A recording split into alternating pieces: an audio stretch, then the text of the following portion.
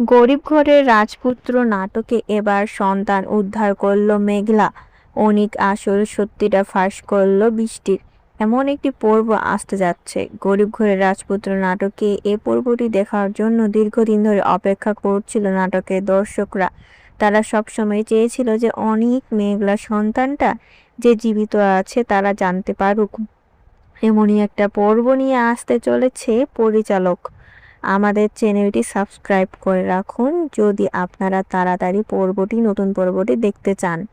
সেই সন্তানটিকে নিয়ে আবার নতুন করে সংসার শুরু করুক অনিক মেঘলা, এটাই চেয়েছিলেন দর্শকরা।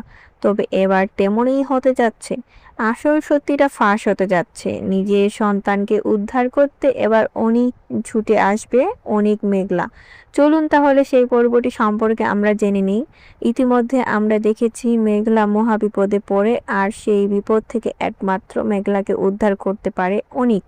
মেঘলা কোনো উপায় না পেয়ে অনিককে ফোন করে। মেঘলার ফোন দেখে খুবই খুশি হয় অনিক।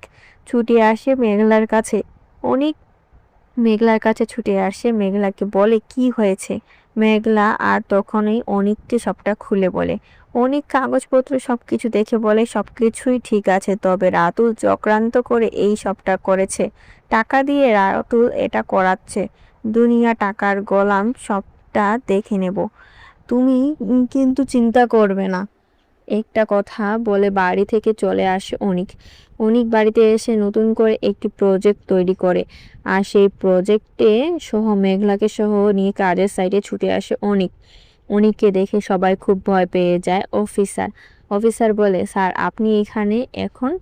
অনিক বলে, কাজের সাইডে কোনো প্রবলেম নেই, সরকারি আইন মেনে কাজ করা হচ্ছে, তাও কেন এই কাজের সাইডে কাজগুলো বন্ধ করে দেওয়া হয়েছে। অনিকের কথা শুনে অফিসার সিদ্ধান্ত নেয় রাতুলের কথা সে আর শুনবে না।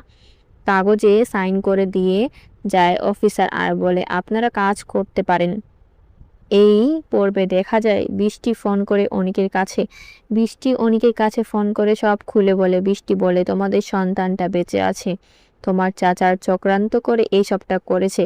মেঘলার মৃত সন্তান জন্মগ্রহণ করেনি, জীবিত সন্তান জন্মগ্রহণ করেছে।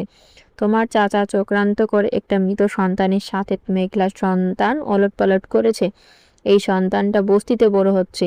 যে কথা শুনে অনেক বুঝে যায় যে সন্তানটা সে কোলে নিয়েছিল ওই সন্তানটাই হবে তার সন্তান।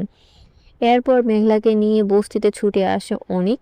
সেখানে সাব্বিরও বৃষ্টিও ছুটে আসে। মেঘলা মহিলাটিকে বলে, এই সন্তান আমার সন্তান আমাকে ফিরিয়ে দেন। কিন্তু মহিলাটি কিছুতেই সন্তান ফিরিয়ে দিতে চায় না। তখন এই বৃষ্টি বলে, আপনাকে সন্তান ফিরিয়ে দিতেই হবে, কারণ এই সন্তান আপনার নয়। যে কথা শুনে অবাক হয়ে যায় মহিলাটি। গরিব ঘরের রাজপুত্র নাটকে দর্শকরা এমনই একটি পর্ব দেখতে পাবে। গরিব ঘরের রাজপুত্র নাটকে প্রত্যেকটি আপডেট ভিডিও পেতে আমাদের চ্যানেলটি সাবস্ক্রাইব করে বেল আইকনটি অন করে রাখুন। ধন্যবাদ।